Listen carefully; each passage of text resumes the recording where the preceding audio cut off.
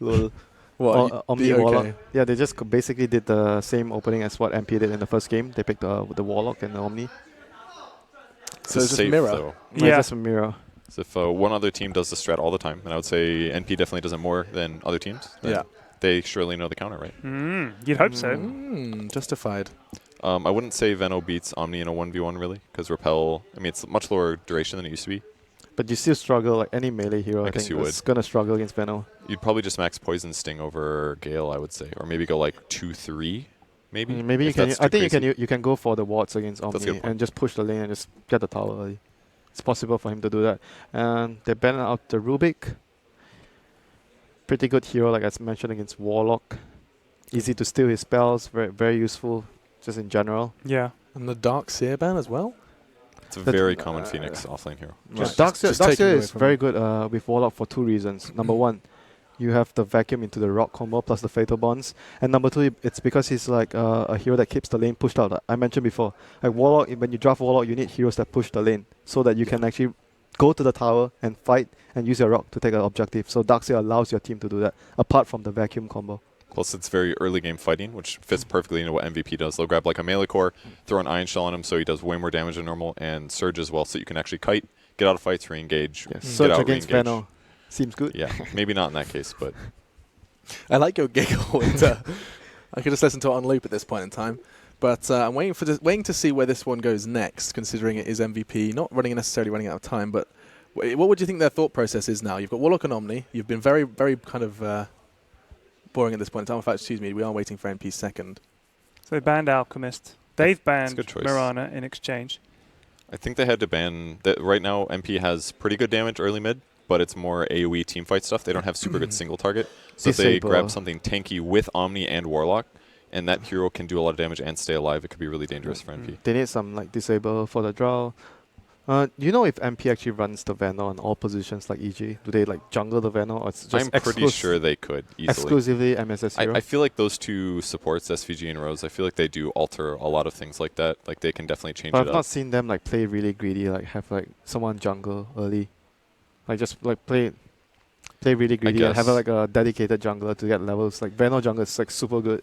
Mhm. Do you think it's worth pushing someone into the jungle and making your lanes weaker, or would you rather have Like, but you with the think drow the you thing just with- go, we want to win the lane the super thing with hard. Veno is like you jungle, you get level 4. I think two and Sure. 2.5 minutes you get level 4, and then Mm. the way they do it is like they get level 4 and they go to the safe lane, the enemy safe lane, and you just pressure. Like you go and you okay. annoy him. So you you don't have just to bide jungle. your time for like 4 minutes and then you go and two and ruin a- their I mean- safe lane. I would say you reach the lane around 3 minutes and a half. You'll be on the off lane Huh. pressuring.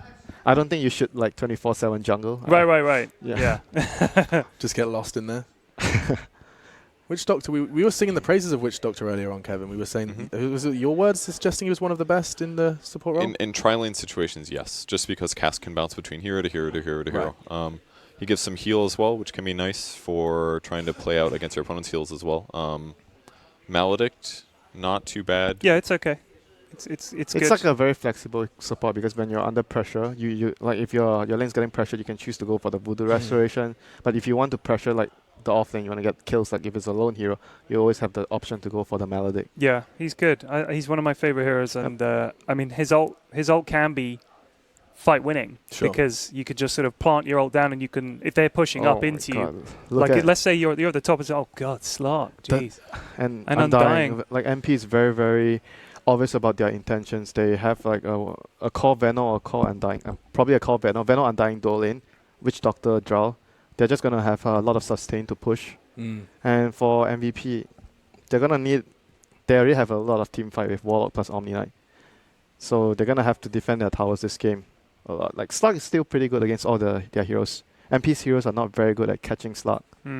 But I feel like they're good at overpowering huge gold advantage. And when they're 5-manning, they're going to be defensive enough Slug against the needs Slug. a lot of items against this lineup. He's gonna need a long time to farm before he's able to join the fights. He's gonna need his team, the Warlock, Omni, and whoever they're gonna pick after to handle the Take early it to late game? Yeah, to drag the game. Well, he doesn't need to get to late game, but mid game. Okay. Shadowblade plus 1 item. And then Slark's online. Yeah.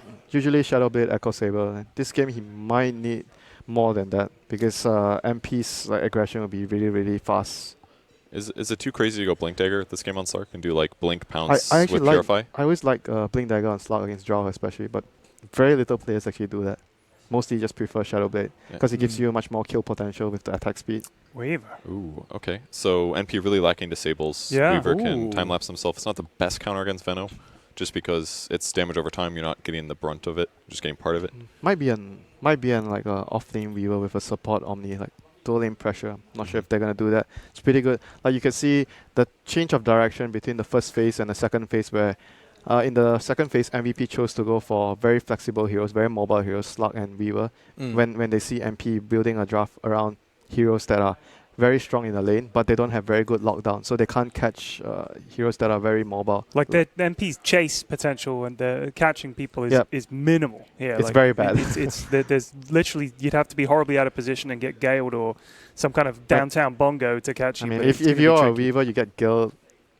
You're still gonna get away, exactly. Unless you get silenced by Jaw. So yeah, it's gonna. They've got no catch. But so is their plan here is literally just to group up behind a tower, just push. And that's for you'd have to MP. fight into us. That's it. MVP is gonna have to rely on the big cooldowns to defend the towers. And meanwhile, when they don't have the big cooldowns, they have very good split push Slug, and Weaver can push up the lanes really quick, like far, and MP can't really catch them with their current 4 heroes. They're gonna need maybe a last hero that can actually allow them to have some sort of catch. Do you think Storm? That's a pretty good ban from Storm Phoenix. Storm is pretty good against their heroes. They can catch them, and if you look at MVP's own 4 heroes, they don't have very good lockdown. They actually lack stuns as well. So you've got like neither catching. Oh, is that a sniper? Yes, it is. Yeah. Oh, it's a lot of good solutions against Tombstone. High ground defense. They can basically put Weaver and Slark in the front. They can be saved by Omni and Warlock, and then Sniper sits back and just pings away. But it's very greedy though. Yeah, early game might be I'm not sure how their early game will go. Like, might be very difficult for them. All their 3 cores require a huge amount of farm, like a lot of farm. All 3 of them. They're gonna take up a lot of space. So the supports are not gonna get anything, and they're gonna have to, make sure that they don't lose the lane. Because with this 3 cores, if you lose your lanes, it's gonna be very difficult to come back. And the supports can't even gank rotate either because they don't have good gank skills. Really. Basically there to make sure they don't die in the lanes. Yeah. Yes. So taking what you've told me already, Winter and Co. Oh, he's putting a funny face. Quap. You don't trust the Envy Quap? I just don't like Quap in general. Okay, you've said this twice now. We are going to quickly shed light on this. It's going to have to be very brief. Can you tell me why Quap sucks in 5 words? She is a bad hero. She is a bad hero. Yeah. Well, that's so helpful. So much light shed upon this beautiful desk. So are we going to see a third map? I just want a couple of nods and shakes. I think Phoenix have a good chance if they can do okay in the early game. Yeah. So they're going to have to survive and weather the storm of the early game. But our desk does think we could very well see a third. Winter places faith in MVP. We'll see if it was misplaced as we do head over to our casters and jump into our second game of this lower bracket game. Not lower bracket, losers game. Well done. It's a loser's game, but everyone's obviously a winner at heart. She is a bad hero. Fogged. I'm dazzled by both the lights in front of my eyes as well as Winter's intellect. What? Your thoughts on the Queen of Pain? It didn't work too well for Envy last time he did it. I think ideally they don't want this game to go super late. Like Winter said, all 3 cores on the side of MVP, these guys need items. They need to delay the game as much as possible. So like Ted and Winter kind of hit it on the point too, like especially with their last couple of points. MVP needs to come out very well in this laning phase, take the game to the later stages. NP doesn't want this to happen. They want to be able to crush the lanes, fight as much as possible early, take towers. And I think the Queen of Pain kind of works for that. And it's a hero that they just felt like there's no real lockdown at all on the side of MVP, so he can maybe just snowball in that factor. But that's from both sides. And my concern is for the Queen of Pain is you don't get an early enough Orchid on him that the Lincolns is over on the Weaver, and then there's just no answer, or you already have the repel up from the Omni Knight. There's so many ways that things can go horribly wrong. This is a way to make things go horribly right, where Febby gets caught out, they have no more stuns, and AUI is not in range. He's not going to level up for us. Arrows at level 1.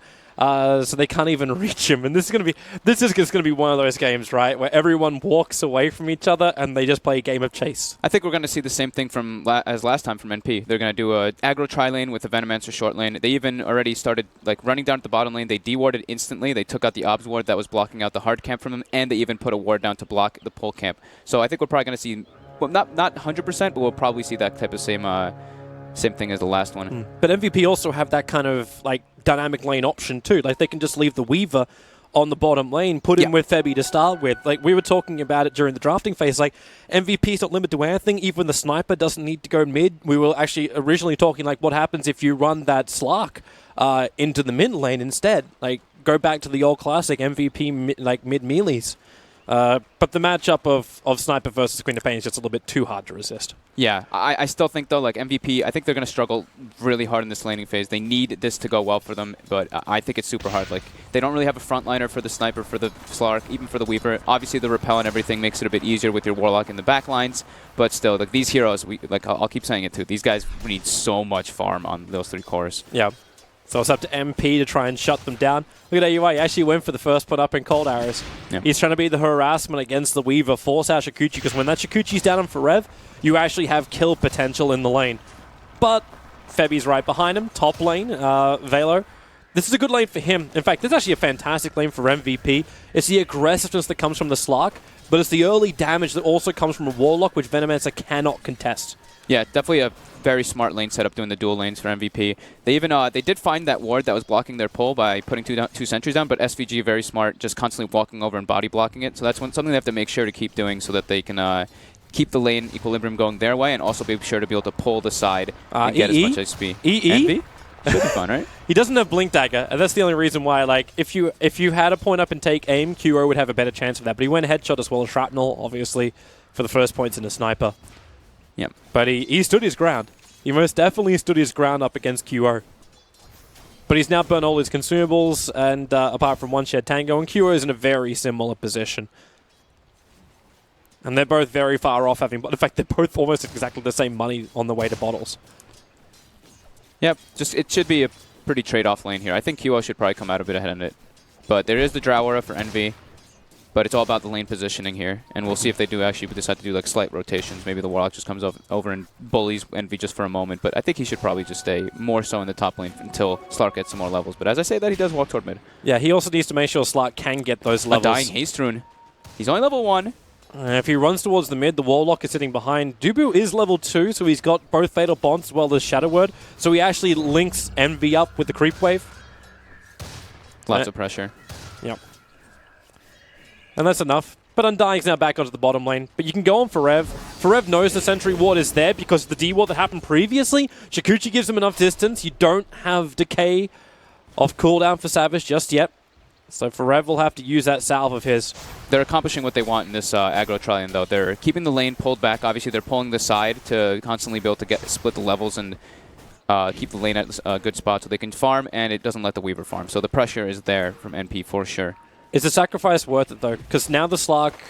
Are you going to get early levels on the Slark to start with? But more importantly, he's getting the farm to get closer towards like early Shadow Blade. And then it's very, very troublesome for all these heroes of NP.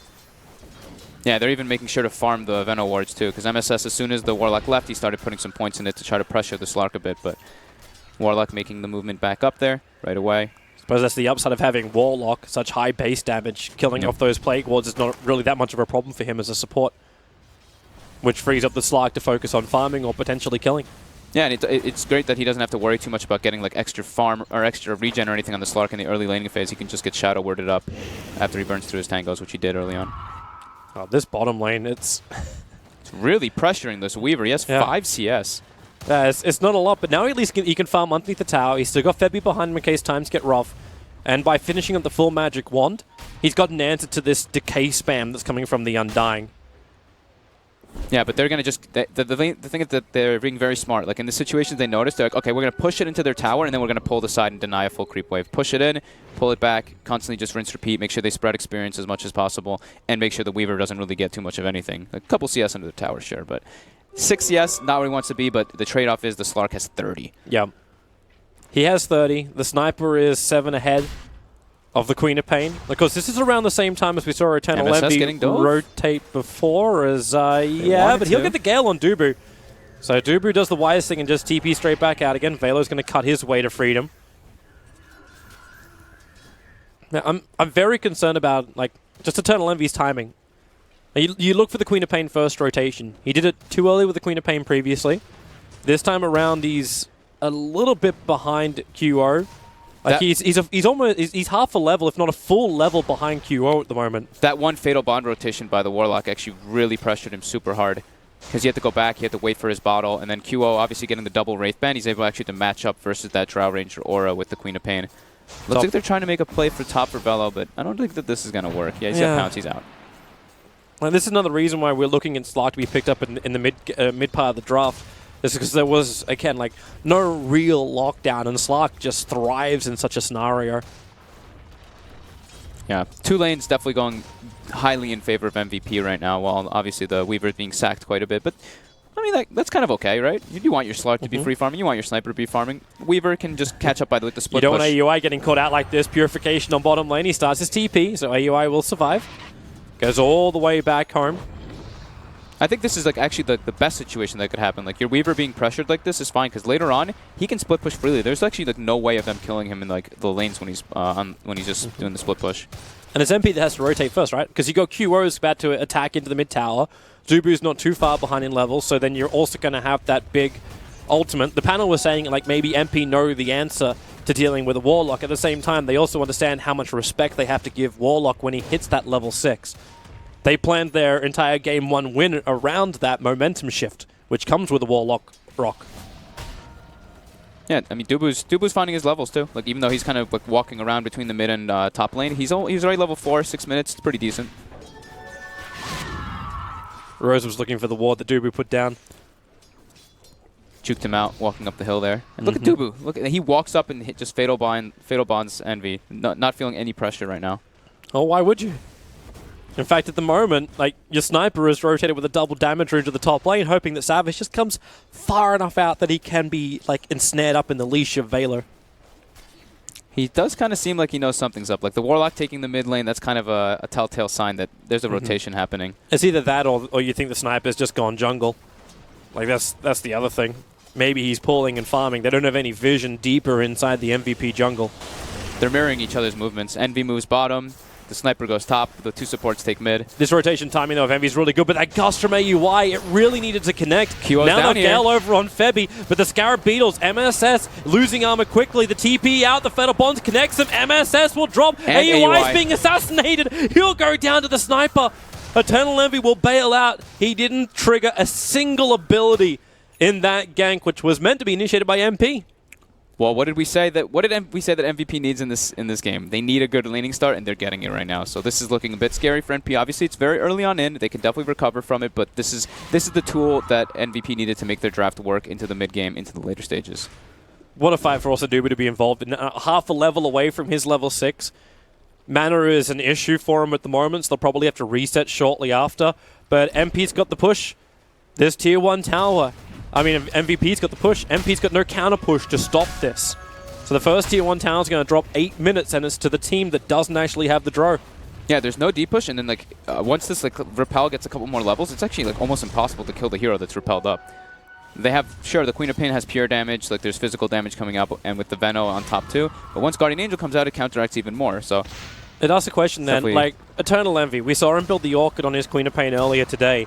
With all of the counters to the Orchid already naturally in the heroes of MVP, do you still build it? Yeah, Curo's still got a couple of stick charges, however, so he's getting away from the Undying, and then Velo just nukes down the Undying on the backlines. Curo's making it to the tree lines. The Shadow Strike is keeping him low. Now the blink forward. Envy a little bit too far away. The one attack will do the work. But Velo now also finds the Witch Doctor with the damage from the Dark Pact. 36 and now 0 life on that Witch Doctor. So Envy gets 1, but the Slark is getting momentum with 2. Maybe the support's for a call, though. Definitely a bigger gain for... Actually, it's probably pretty even. That Sniper was worth quite a lot. But Velo getting that acceleration is definitely massive. Like, once he gets that Shadow Blade, these supports, even the Venomancer is, like, pretty free food. I mean, Drow Ranger, too. They put him inside of, like, obviously, like, that offlane, so he's not completely free farm. So he's even pretty susceptible to getting ganked up very easily once that Shadow Blade comes out. Gale's going to miss there from MSS. Very difficult to keep control of a Weaver. They're feeling a bit pressured. You know, they're like, okay, we got to, like, do something. Like, we're going to move all the heroes to the safe lane. It's already too late, though. Like, you've just lost your tier 1 tower on top lane, NP. Yeah. They got to do something. You know, they're playing a Drow Ranger lineup. They've got level 6 on him now, too. This is the time for them to group up to pressure a tower, at least with 4 heroes, and let Envy do his own thing. They're losing out too hard, though. Fortify on the dire structures. The tier 1 tower is now 2 hits away for Velo on top. So that one belongs to him. yeah, he's going to have Shadow Blade by like the 12-minute mark, maybe even earlier than that. The mid tower is also down to 460. That's what MV is trying to stop, but Dubu right now 6. he's just holding a D push. Now they look for the opening. They may not have pressured this bottom tower soon enough. The rotation's coming in from MVP. They have a TP even on Velo too, so they're going to get outnumbered. The scan comes out. Envy's coming up. He's going to haste her, and he's going to walk around the middle of QO and Dubu. No, he runs over to the lane instead. So they don't find him straight away. They're still under the cover of smoke, but Eternal Envy with the haster in runs down. Sniper smoke will break. A quick scream. They throw down the Dire Observer Ward as well, so a little bit of vision. The Plague Wards are in behind the tower. So MVP can't even hide down there, but they're not full. Like, there's not everybody here. The Slark has a TP scroll. He's almost finished up his Shadow Blade, but Envy jumps in, looks to actually go for the ulti, but no, the rock will fall. The Fatal Bonds connecting up two of them. Envy and Rose tied together. AUI can't do enough damage, so Weaver actually just takes it, shrugs it off by using that time lapse. And MP are on the run. Shrapnel will make this difficult. The slow is there. Forever's on their tail. They've got the Golem coming forward. MSS looks like he's a goner with a pounce forward. The Slark gets involved. No Shadow Blade, but it won't matter. Rose taking so much damage. Eternal Envy is still linked to him. Now the assassination comes in. Rose should be dead from this. But thankfully for Envy, no longer connected. Fatal Bonds wore off. This is not looking good for NP at all. The Shadow Blade already is coming out now. He actually has the Shadow Blade on the Slark already. He's in the back lines. SVG gonna get jumped up. He's dead. There's no escape. Leashed up. And now even with the rock up, they don't have the creep wave with them, however, so the tier 2 tower will take a little bit longer to kill. I mean, this was NP's time to, like, they wanted to be able to get that tower quicker, but MVP quick to move all their heroes. Even though the scan came out from Dire, they knew the rotation was coming from MVP, but they really wanted to get this tier 1. It's super important for them to get it, but MVP just bringing the numbers and having that teamfight advantage with the Warlock Golem, with the Fatal Bonds. I'm wondering, too, like, if MP really want to have more vision, and we'll talk about that in a second, as Eternal Envy looking for a kill on Dubu. They don't have the damage. He actually had the Sonic Wave, but didn't want to let it rip, and that was that hesitation I kind of wanted to flag on the bottom lane. Envy jumps in, but without the vision on... Envy? Envy, if there's an extra headshot in that one, he's lost the vision up the hill. And top lane Velo's about to kill off AUI. AUI should notice this. He's lost his aura, and now the damage is enough. So a solo kill. But yeah, that Sonic Wave, you could see him stopping. He didn't have vision of the Omni Knight. Yeah. And then the purification happens. Like, okay, well, my ulti's not going to be worth it anymore. That's kind of the, that's kind of the thing about when you, like, why Winter probably said, Queen of Pain's a bad hero. It's a super ulti cooldown reliant hero. 135-second cooldown. Like, even down there, if he ults the Warlock, that's pretty much like MVP would be like, okay, cool, he ulted me, my ult is down. We're just going to go. We're going to push towers down as fast as possible. So that's pretty much, that's a reason why Queen of Pain isn't favored so highly now. We're wondering why they weren't actually looking to something more like the Invoker, which was like a more go-to hero for Envy. Like, when they go into the last phase, for the bans, like, you're the OD and Invoker were high up in the list. I think that's why, like you were saying, that's probably why like MVP picked the Sniper, to try to like deter them away from picking the OD, maybe as well as the Invoker. But like, you'd still be happy with the Invoker. Like, we're also saying, like, there's no heavy rotations to come from MVP that's really going to phase the Invoker. So it's just purely that one-on-one lane. In fact, it was MP who had the better rotations. Yeah, very hard for them though. Like, you can tell that they're feeling pressure. They're putting down very defensive wards. They have, of course, one aggressive ward, but they're not feeling good about this game at all. And I can't blame them. Like, they're playing versus their strategy from the last game, kind of in a manner with the Omni Knight Warlock. It seemed like they had an idea of how to deal with it, but their lineup has no disable whatsoever, and MVP picked two cores which thrive versus that. Man, we're just looking at Canopy on our screen for so long. I'm just thinking, like, MP's thing. Evolve to Metapod, harden. Like, survive MVP for the next little bit, and maybe you can get your critical items up. But I still don't know exactly what the critical item is on the co-op. Because you can't go awkward. Like, Ags doesn't make that much sense either. It makes it, like we kind of said, that with their draft that they ended up grabbing up with the Queen of Pain, with the Drow, with Undying, with Witch Doctor, even with Veno, like, all their heroes are kind of like these early lane dominators. And then obviously if you get a pretty decent advantage in the laning phase, you're extremely powerful going into the mid game. But if you lose all three of your lanes, well, two lanes, they won one thing. But yeah, it makes it super hard to be able to fight. And like with MVP's lineup too, like the Omni, the Warlock, these two are supports, but they are the big team fighters. They're supports with the huge team fight, which is super important. While on the side of NP, the big team fighters are cores. It's a Veno, it's the Queen of Pain. And they're not able to even use their team fight abilities in comparison. Well, Curry's going to bring out the Euro Club in for QO. We have the The Tome of Knowledge coming out for Rose. That's going to be his level 6, so Death Ward's now on the field for MP in the next fight too. Might help a little bit, but they, like we said, very little lockdown to keep them in the Death Ward. And Slark's having the time of his life. So again, MP, they're going to bring the numbers down to bottom lane, and they have to commit. Blink, forward, they don't have detection. They can't see the Weaver. The Sentry Ward's a little bit further up. Weaver's not running into it. In fact, it's all about MP going underneath the Tier 1 tower. Let the Death Ward go. Dubu tanks through so much of it, while Forev, now he chases for revenge, looking for the kill over on Rose. Oh, he gets the gusted. silence is out, and now this could be a big one. With the Sonic Wave, they do find the kill. Great gust there by UI for sure. That's a lot of money going their way too. They even claim the tower. Oh, there's some distorted sound it seems. MP having issues.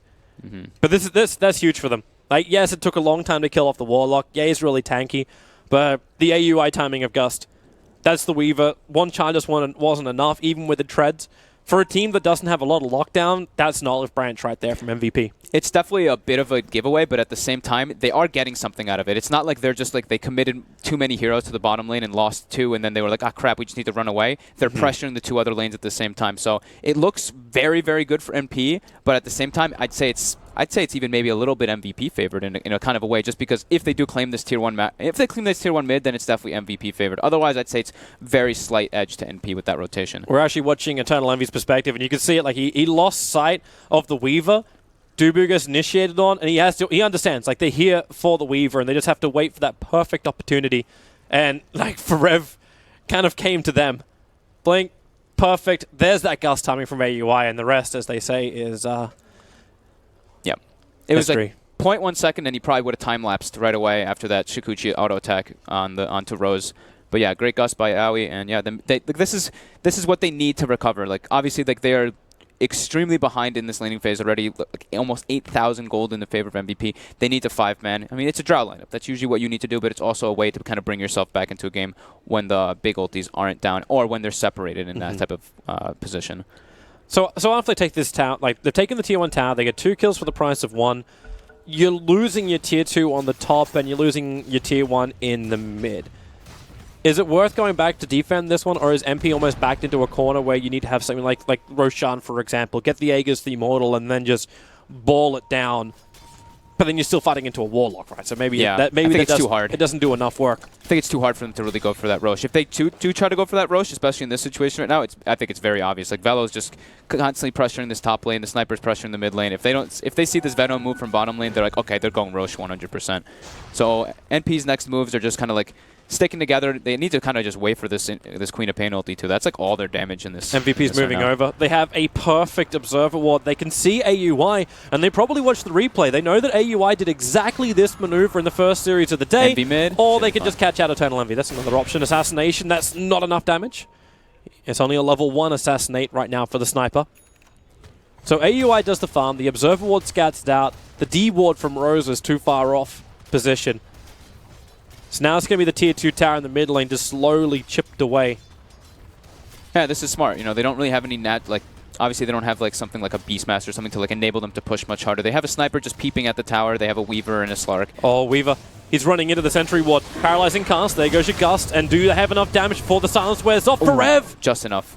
That's still only a level 1 Gust, but it did the work, so that was a bit. Forev will drop. That was a bit cocky by him, I feel. You know, they had the ward on the high ground there. They did see at least the Drow Ranger there, so he knows he can get the potential of Gusted up, and he also has his team already hitting the mid tower. I guess he was trying to go for a wraparound play to try to go for like pincer them in kind of a way, but definitely a little bit of a risky move from him there, and he pays with his life. MVP still kind of get what they want, or do they? Now they're losing the Sniper, but the Rock drops. The Fatal Bonds. It doesn't connect them all, however. Eternal Envy not locked into all of this, but it's Velo taking a heavy amount of damage. And Envy wants to chase, misses his Blink Scream. So they trigger the Guardian Angel and now look to turn this fight around as the Warlock, he is going to go down. Witch Doctor actually denied the tower in the midst of the craziness of this fight. Undying cannot TP out in time.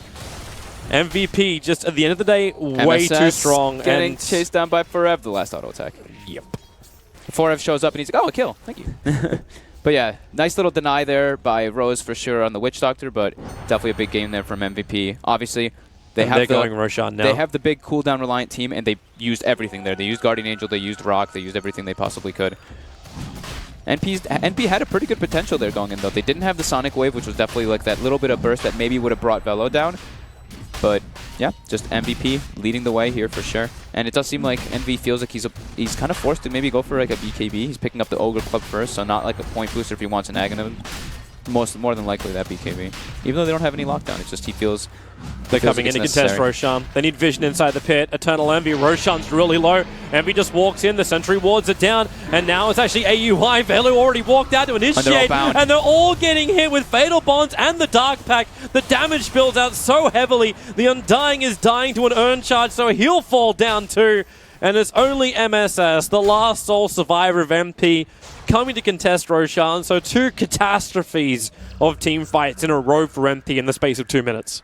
I honestly think that they lost their window in this game. I think it's extremely difficult for them to come back. I think it's probably like 80% or something, maybe even higher for MVP to win this game right now.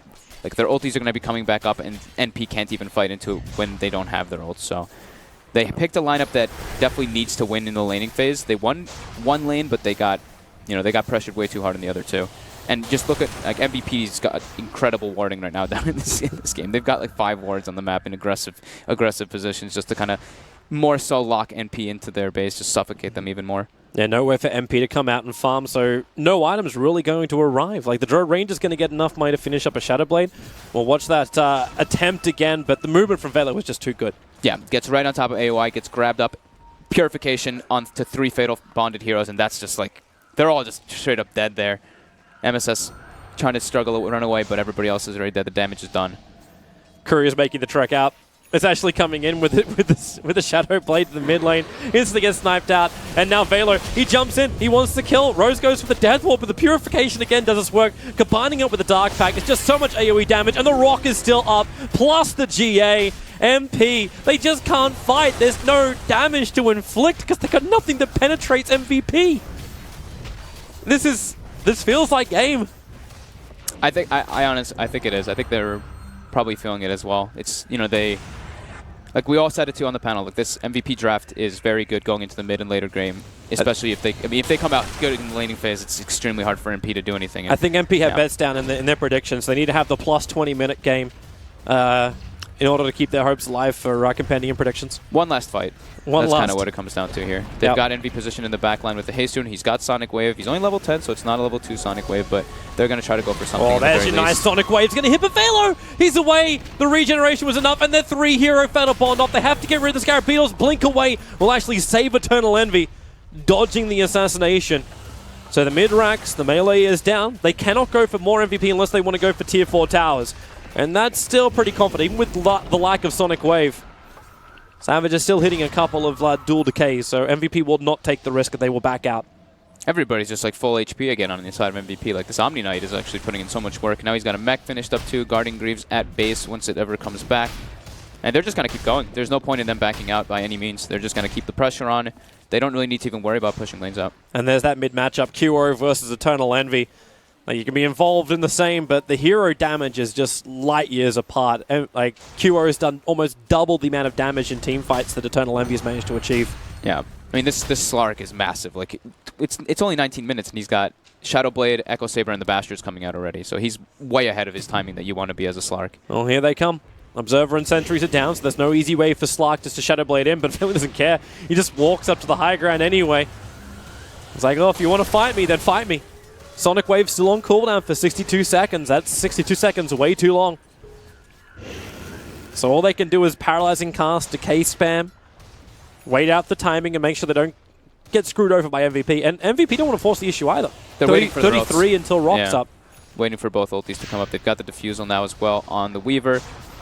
But yeah, I mean, even if the Sonic Wave lands on a lot of targets, they have the mech already on, or the Guardian Greaves on Febby, so he's able to just completely counteract all that damage. He even went for max degen aura. I didn't even notice that on the Omni Knight. Didn't even max repel. Oh, why? Didn't repel get massively nerfed? Degen now the new thing? I guess all right.